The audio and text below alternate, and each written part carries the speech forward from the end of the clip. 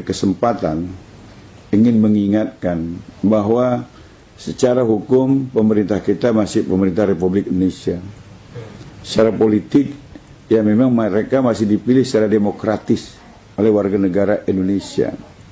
Tapi secara sosiologis ada impossible hand yang mengendalikan jalannya pemerintahan dan kekuasaan politik di Republik ini.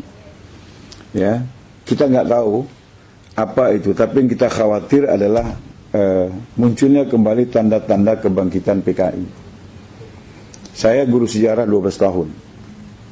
Ya, penatar P4 saya 10 tahun. Saya peserta terbaik 1 penataran P4 tingkat nasional angkatan kelima di Sumatera Utara.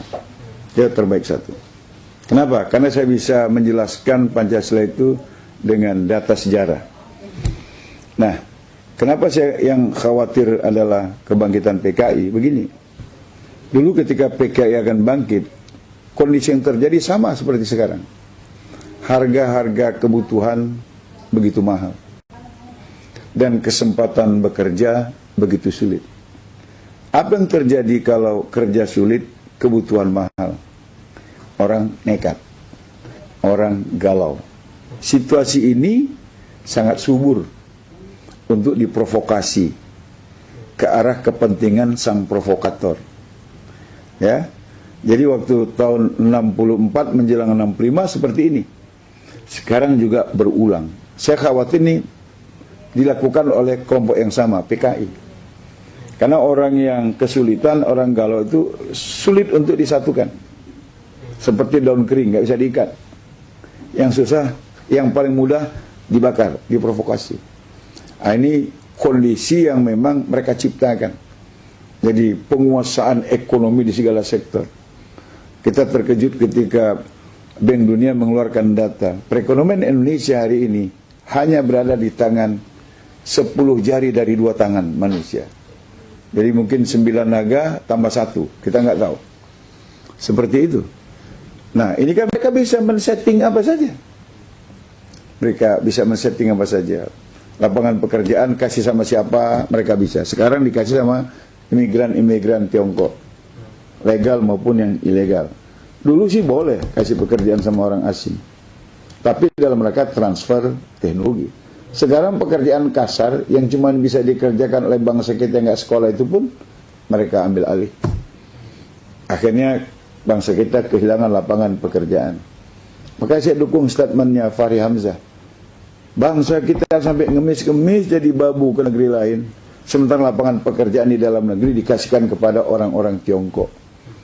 Ketika Menteri Tenaga Kerja kemudian menyerang Fahri, saya balik menyerang Menteri Tenaga. Anda nggak paham jadi Menteri Tenaga Kerja. Anda mau ambil sisi negatifnya saja. Ambil kontennya. Ya, proteksilah lapangan pekerjaan dalam negeri, kasih keluarga kita biar tidak jadi TKI, TKW. Anda kok marah-marah? Memang ada menteri yang bodoh, saya bilang. Nah, itu sudah terjadi ya. Kesulitan pekerjaan dan mahalnya harga barang. PKI dulu bangkit dalam situasi seperti ini. Kenapa? Rakyat mudah diprovokasi. Yang kedua, ciri kebangkitan PKI tahun 65 itu adalah kriminalisasi ulama dan tokoh bangsa. Lagi-lagi supaya masyarakat kehilangan arah, nggak ada panutan. Jadi kalau ulama di stigma jelek, ulama di stigma negatif, tokoh-tokoh bangsa yang banyak berjasa dikatakan makar, di stigma negatif, kan mereka kehilangan arah karena tidak punya lagi panutan. Ini juga situasi yang diinginkan PKI. Kemudian pada masa lalu juga ada pendataan ulama, terutama di Pulau Jawa. Dan setelah didata, rata-rata ulama itu matinya tersembelih. Ya? Dan sekarang mungkin penyembelihan secara fisik, orang berpikirlah untuk melakukannya. Tapi penyembelihan secara ideologi, penyembelihan secara spirit, sehingga para ulama tidak lagi bersuara lantang untuk menyatakan kebenaran dan keadilan, itu pasti sudah terjadi. Karena ulama-ulama yang punya suara lantang ini sekarang itu dikriminalisasi. Jadi didata. Ada orang bilang kan nggak salah ulama didata, Romo. untuk meningkatkan kualitas. Ya benar, kalau yang mendata majelis ulama. Kalau yang mendata polisi, masa iya diajari nembak ulama itu, saya bilang. Diajari nangkap orang. Ya tujuannya impossible hand.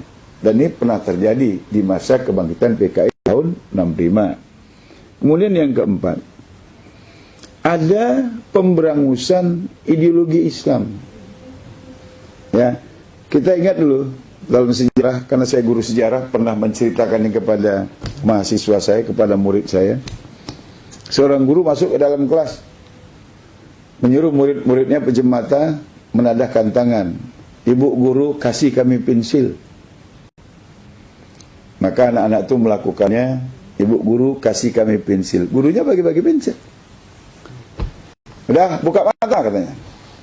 Buka mata. Ada pensilnya? Ada. Berarti ibu guru ada. Betul anak-anak? Betul. Sekarang pensilnya taruh lagi di laci. Tadahkan tangan lagi, biar dapat pensil lagi. Mintanya sama Allah katanya.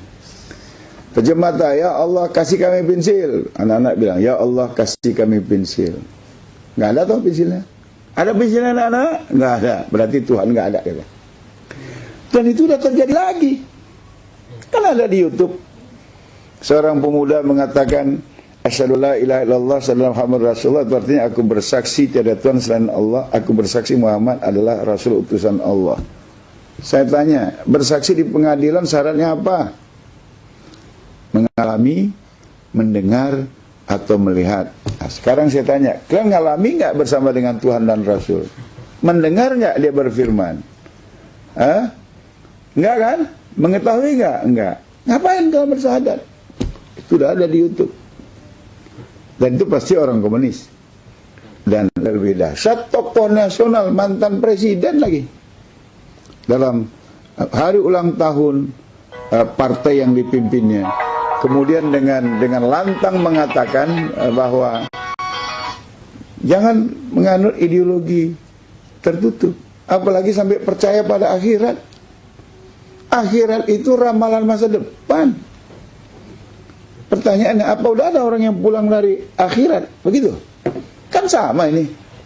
Pemberangusan.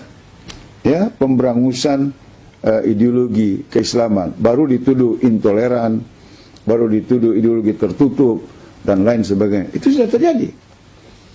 Kemudian yang kelima, mata uang Republik tahun 64 itu lambangnya Palu Arit. Dan Palu Arit berkibar di mana-mana. Sekarang itu juga sudah terjadi. Bendera Palu Arit di mana-mana, baju Palu Arit sudah dipakai orang. Aku bangga jadi anak PKI sudah ditulis orang. Dan uang baru, pecahan 5.000, 10.000, 20.000, 50.000, 100.000, bacaan BI dengan cat yang terputus-putus. Kalau kita rekonstruksi, ya memang Palu Arit lagi. Lengkap ya, lengkap itu sudah ciri-ciri kebangkitan PKI. Makanya saya khawatir ada impossible hand. Ya oke, memang pemerintah kita secara hukum masih pemerintah Republik Indonesia. Secara politik dipilih secara demokratis oleh rakyat Indonesia. Tapi kenapa kebijakannya seperti ini?